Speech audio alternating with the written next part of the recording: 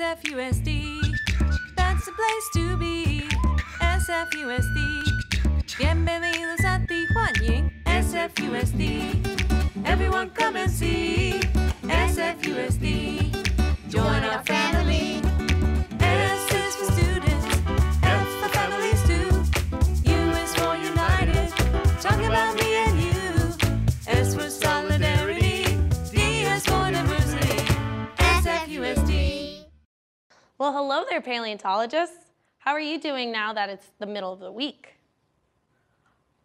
I know, this week has gone by super fast. Do you remember what reptile we've been studying? Muy bien. We've been studying dinosaurs, and we've learned that they are not mutants, and we know that they go through a life cycle. We also learned that their tails help them defend themselves, but they also help them make sure that they don't fall over. Today, I thought we would take some time to learn about dinosaurs and what they eat. Yesterday, at the end of our time together, I had mentioned 3 words. They were carnivore, herbivore, and omnivore. How many of you have heard of these words before? Hey, that rhymes. Wow, many of you have, and you're right. Carnivore means a living thing that eats and survives with just meat. It's like the word carne, which in Spanish means meat. Some dinosaurs were carnivores. There we go. Herbivores are living things that only eat and survive on plants. I remember this because in Spanish we can call plants hierbas, which sort of translates to herbs. Some dinosaurs were herbivores. The last word is omnivore. An omnivore is a living thing that can survive off of eating plants and meat, like us humans. Some dinosaurs were omnivores. But if we eat something and it goes away after we digest it, how did paleontologists figure out what dinosaurs ate? You're not sure? That's okay. We're going to learn about it right now. Anyways, paleontologists oftentimes have to excavate fossils. That means to dig up impressions of living things that died a very long time ago. In these fossils, paleontologists would see the shape of different dinosaurs' teeth, and the shape would tell them what the dinosaur ate. Let's look at the different shapes of teeth that I made with paper. So I made this one. It's just one tooth. And I also made this one. They're very small. So the sharper teeth are used for ripping and chewing meat, and the flatter teeth were used for grinding down plants. I was thinking that the best way to learn this would be to make the teeth ourselves. So if you would like to make some dino teeth with me, you'll need paper,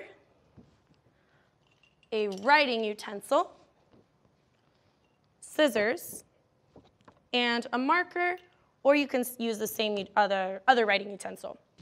If you don't have scissors, you can just draw with me and not cut it out. But let me make sure I have all of my supplies. Okay, so it's scissors, writing utensil, marker. I'm gonna get 3 pieces of paper. All right, so let's start with the carnivorous teeth. So these are gonna be sharp. So on my paper, I'm gonna use the bottom as a straight line, and I'm gonna draw sharp teeth.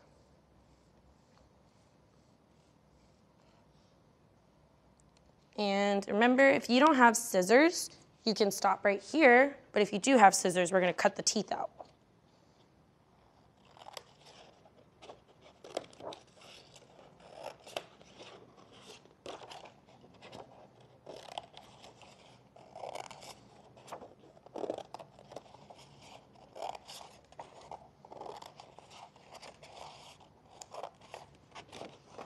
All right.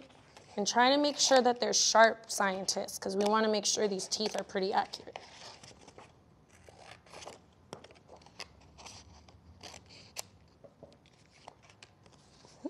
Great job. Let's make sure to write carnivore on the teeth.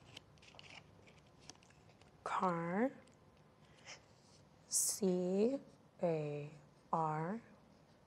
Ooh, I'm going to have to check my word.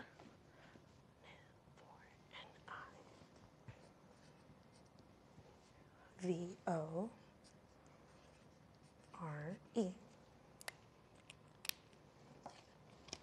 Carnivore. Next, let's make the teeth of an herbivore. We'll leave these teeth over here. And so it's not straight, but it's not pointy either. All right, that gives me some creative liberty.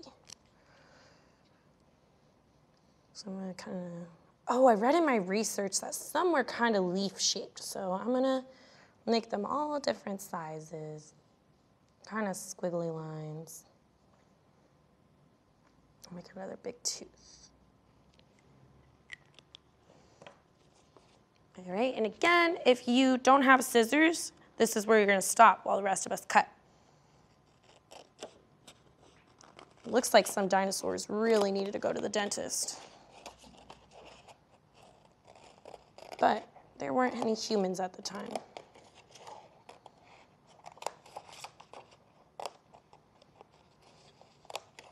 Or maybe there's a dinosaur dentist.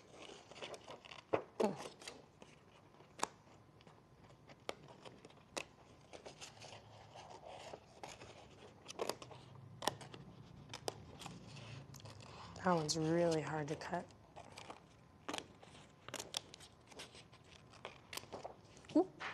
That's okay. Awesome work. Let's write herbivore on these teeth. Oh, it doesn't start with an R, it starts with H-E-R.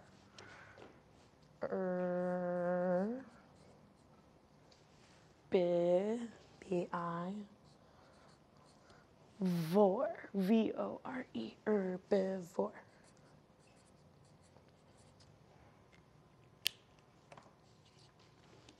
Herbivore. Great. So if an animal eats both types of food, I think they would need both types of teeth, right? What are human teeth like? You know, because we're omnivores. That's right, we have pointed and flat teeth. So let's make the teeth and then write omnivore on them. I'm gonna kind of make it like mine. I have a couple pointed teeth and a couple flat teeth. I'm gonna use the other side of this paper so I could see this. All right, so I'm gonna draw some flat teeth and some sharp ones and some more flat ones. My dinosaurs have a lot of gaps in their teeth.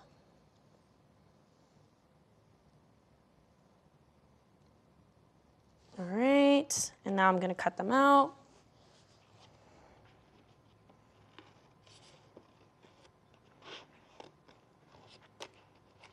This is hard to cut, scientists, but I'm gonna try my hardest.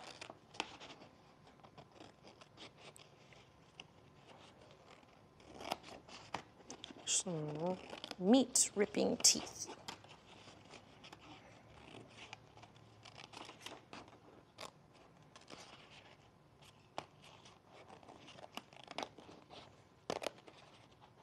Great job cutting with me.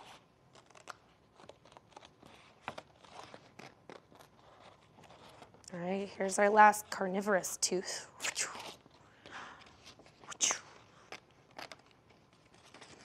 And more herbivorous teeth.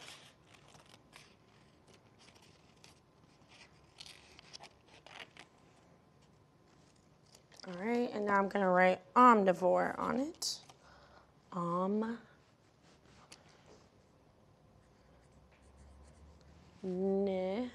N-I, vor, V-O-R-E, V-O. Kind of looks like San Francisco. Buenísimo. So, paleontologists, today we learned about the different things that dinosaurs used to eat. Even though we didn't learn exactly what they ate, we can at least know if they ate other animals, plants, or both, like us. What was something new that you learned today? Oh, that was an interesting thing to learn. Something new to me was the word herbivore. I always thought that vegetarian was the word for a living thing that eats plants. Well, gracias for learning with me today. I can't wait to see you tomorrow. Hi, I'm Heron Lundeen, and I'm a freshman at Ruthersawa School of the Arts in San Francisco. This song is about Marie Curie, who was a scientist in the late 1800s and discovered how X-rays worked and what radioactivity is. I went to the doctor with a broken wrist, and I'm thankful for Marie Curie, the scientist.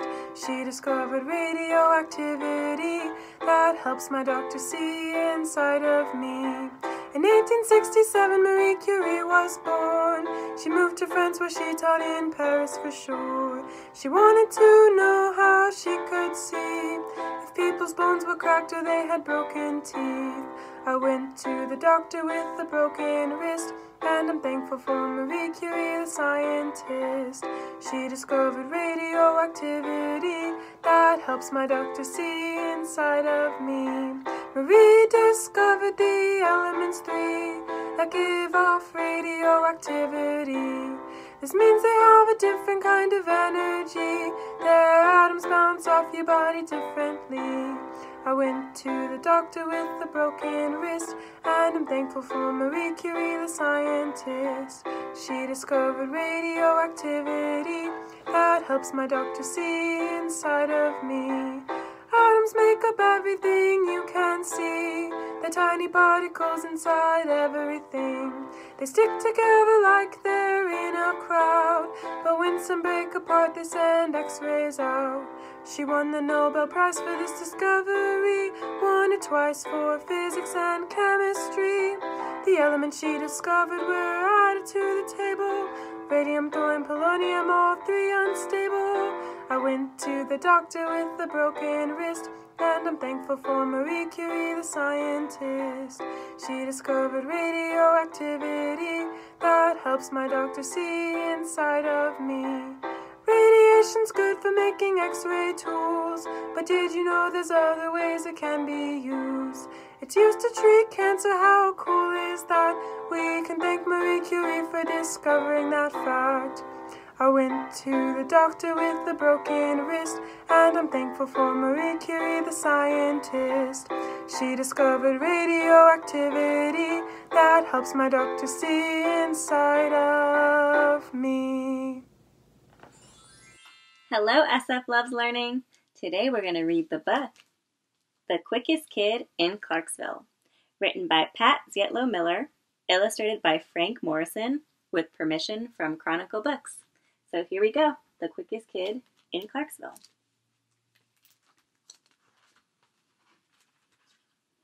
I'm running in place, listening to my feet pound the pavement, pretending I'm the fastest woman in the world. Of course, Wilma Rudolph, who grew up right in this town, is faster than anyone. But I'm the quickest kid in Clarksville, Tennessee, and everyone around here knows it. I'm thinking about tomorrow's parade and wondering what Wilma's 3 Olympic gold medals would feel like hanging around my neck, when a girl I've never seen before comes sashaying my way like she owns the sidewalk and everything on it.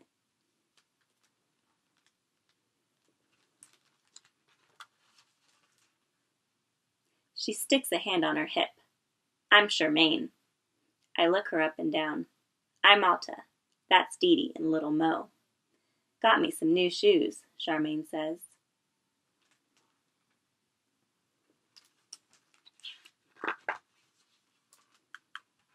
Boy, howdy, does she ever. Brand new, only been worn by her shoes with stripes down the sides and laces so white they glow. Shoes to strut in, shoes to run in, because Charmaine's strutting hard enough to shame a rooster, and her legs are just raving to run. These shoes are like Wilma's, she says. My daddy went uptown to get 'em. I stare at the concrete. I don't have a shoe-buying daddy. My sneakers have holes in the soles and laces that never thought to glimmer.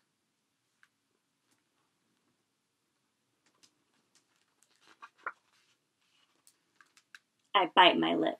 It's okay. Wilma wore a leg brace and flour sack dresses before she got big. Shoes don't make you fast, I say. Charmaine's face tightens. Reckon I'm faster than anyone. I puff up like a spitting cat. She wishes she were Wilma, but I'm the real deal. I point to the mailbox. There and back.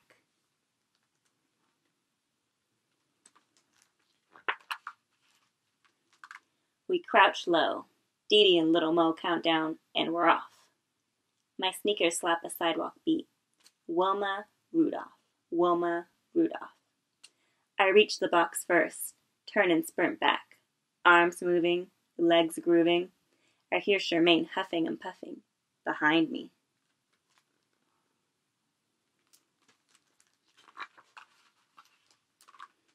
I do a victory dance while Charmaine glares. I'm still beep-bopping when she takes off again. To the corner, Charmaine calls over her shoulder. Starting now. I leap after her like a scalding frog. Wilma comes from behind to win some of her races, and so will I. Wilma Rudolph. Wilma Rudolph.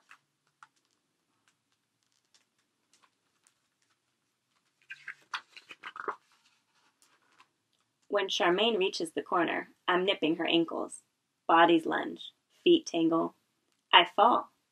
Charmaine stays up and wins. Ouch! My toe hurts, probably because it's poking out of a brand new hole. Oh no.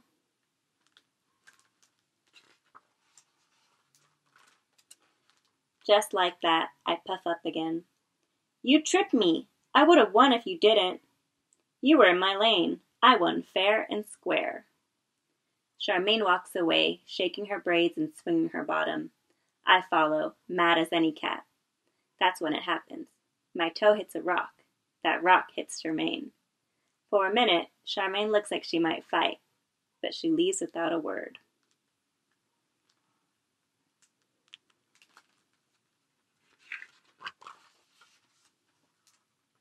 I limp home, feet dragging, head hanging. I show Mama the hole. She sighs. Oh, baby girl, those shoes have to last.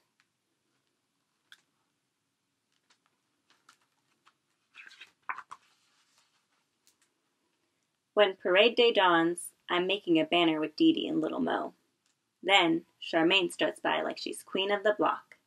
I scowl at her. Then I pick up the banner and nod to Dee Dee and Little Mo.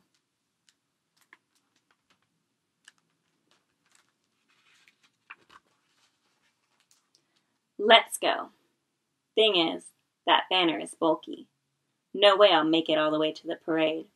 It might be easier if I run. I force my feet to move, but one block in, I can't go on. I hear the beat of feet. Wilma Rudolph. Wilma Rudolph.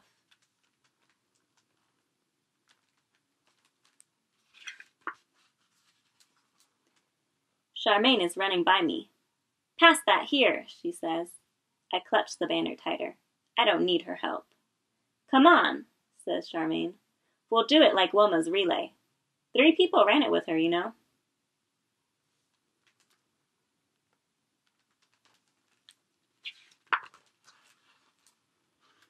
I hate to admit it, but she's right. I hand her the banner, and she takes off for the next block. Then Dee Dee takes a turn, and even Little Mo. We run faster and faster till our legs are nothing but a whirling blur. Just like you-know-whos. People stare. Eyes popping. Fingers pointing. You go, girls, someone calls.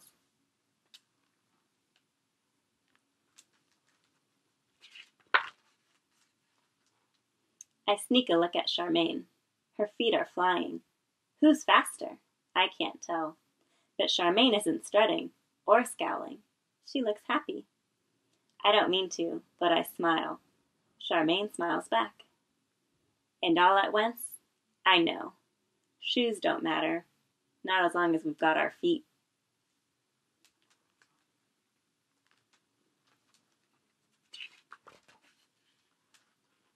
Look, I say, the perfect spot. We collapse on the curb. There are flags, bands, noise, black faces, and white ones.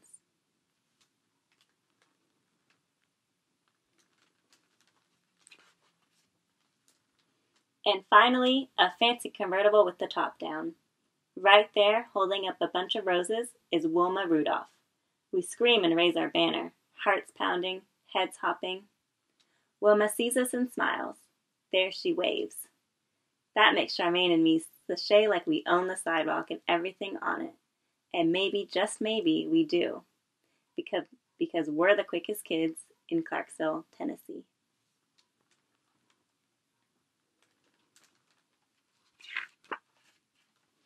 And everyone around here knows it. Thank you. Hello everybody and welcome to another lesson of San Francisco Loves Physical Education. I'm Mr. Kelder. Today we're going to work on a Tabata, that improves the strength and muscular endurance of all of the muscles in our lower body. Some of the muscles we're going to work to make stronger include our quadricep muscles, which are above our knee, our hamstring muscles, which are below our bottom, and our calf muscles, which are way down here below the back of our knees. These muscles have a really big fancy name called gastrocnemius. In case you forgot, a Tabata is a high intensity workout that helps us get healthy in a short amount of time. Today our Tabata will include 7 different exercises and each exercise will last only 20 seconds, so work pretty hard. Before we start, make sure you have a safe space. I'm gonna back up into my safe space and get my Tabata timer ready. We'll start in 3 seconds. The first activity is called squats. 3, 2, 1, and go. I get my feet beneath my shoulders and I sit in my imaginary chair and then I rise up. And I sit in my chair and I rise up. These are called squats. And I sit in my chair and I rise up. I just keep sitting in my imaginary chair. These get my quadricep muscle stronger and my hamstring muscle stronger. I can feel it already. Feels pretty good. And then I rest for 10 seconds and I get ready for lunges. Lunges are when I step forward and drop down towards the ground. And I step forward, I drop down, and I come back to where I started. I switch my feet up, step forward, I drop down, and come back to the center. I step forward, I drop my knee down, come back to the center. I step forward, drop my knee down, come back to the center. These are getting my hamstrings and my quadricep muscles stronger. And then I rest. The third activity are called side leg raises. I'm gonna lay on the side of my body. I'm gonna get my leg ready. My leg comes up, my leg comes down. My leg comes up, my leg comes down. These are getting my hip muscles and my hip flexors stronger. My hip is right here on the side of my waist. And I go up and go back down. Go up, go back down. Go up, go back down. And then I do a fancy spin. Spin! And I flip around to the other side and I lay on my side and I do my other side leg raise. And I rise up, rise down, rise up, rise down, rise up, rise down. And I'm getting my hip stronger. I can feel it already. Feels pretty good to get stronger with the muscles in my lower body. And then I rest. My next activity are called calf raises. These will get my gastrocnemius muscles stronger. Calf raises are basically toe raises. I'm gonna go on my tippy toes and then come back down. And I go on my tippy toes and I go back down. And I'm getting my gastrocnemius muscles in my calf stronger as I go on my tippy toes. These are called calf raises. Up and down, up and down, up and down, up and down. Then I rest and I get ready for side lunges. They're kind of like lunges, but they're to the side. And I'm gonna face forward and I'm gonna step my feet to the side. My knee's gonna bend towards the outside and I come back to the center.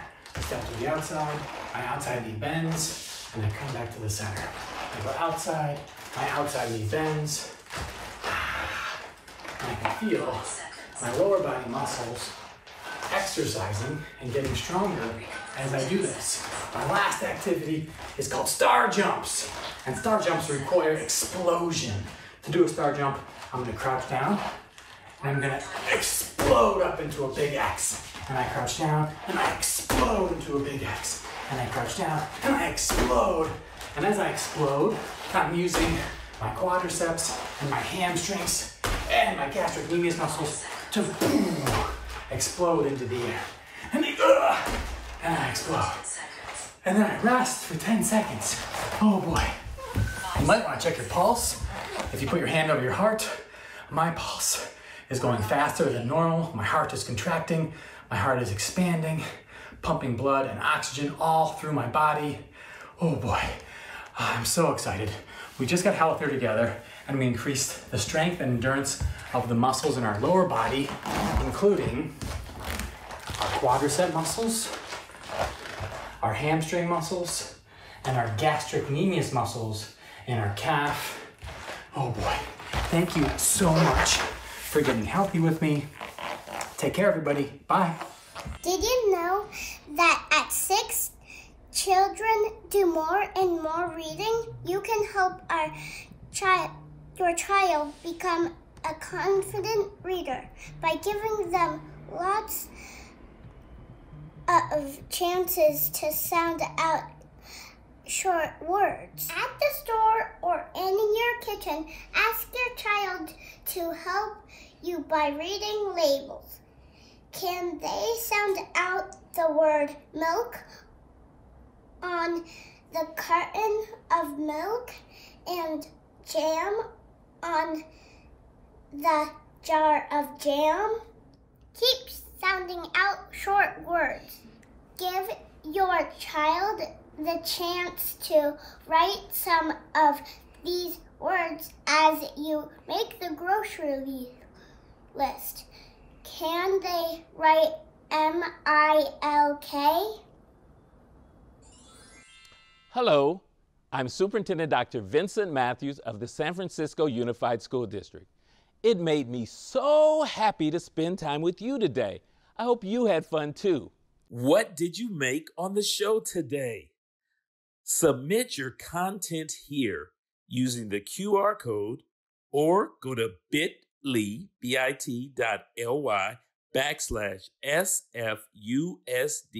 yes, YES, and watch all of our episodes at sfusd.edu/SF-loves-learning.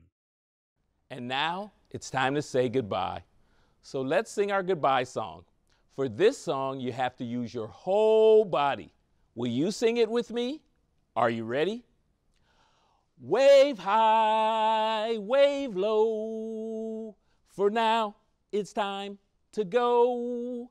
Wave your elbows, wave your toes, wave your tongue, and wave your nose. Wave your knees, wave your lips. Blow a kiss with your fingertips. Wave your ears, wave your hair, wave your belly, and wave your derriere. Wave your chin, wave your eye. For now it's time to say goodbye. Bye-bye. SFUSD, that's the place to be. SFUSD, bienvenidos a Tijuana. SFUSD, everyone come and see. SFUSD, join our family.